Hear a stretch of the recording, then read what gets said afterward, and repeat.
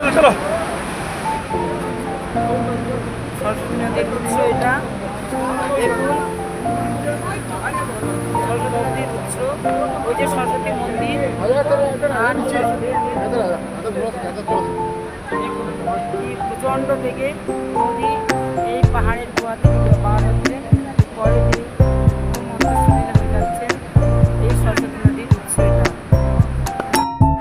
তিব্বতের মানস সরোবর থেকে উৎপত্তি হয়ে সরস্বতী নদী এই গুহার ভিতর দিয়ে অলকানন্দার মধ্যে মিশছে। এখানে প্রবল গতিতে নেমে আসছে উপর থেকে এই সরস্বতী নদী। এটা অলকানন্দার সঙ্গে মিশছে।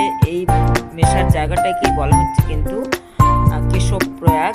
আর এই সরস্বতী নদী যেখানে পড়ছে অলকানন্দার সঙ্গে মিশছে তার তীরেই কিন্তু এই সরস্বতী মন্দিরটাও দেখতে পাচ্ছেন, যে সরস্বতী নদী প্রবল বেগে মিশে কিন্তু অলকানন্দার সঙ্গে মিশছে। যে 5টি প্রয়াগ আছে তার মধ্যে অন্যতম এই একটি কেশব প্রয়াগ। এই অলকানন্দার মধ্যে মিশেছে, অলকানন্দার বয়ে চলেছে দেখতে পাচ্ছেন। আর বলা হচ্ছে যে ব্যাসদেব সরস্বতী নদীকে অভিশাপ দেন এবং সরস্বতী নদী পাহাড়ের গুহা থেকে এই অলকানন্দাকে মিশেই কিন্তু পাতালে প্রবেশ করে।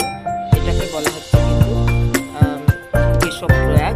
আর দূরে স্বর্গারোহিণী জায়গা।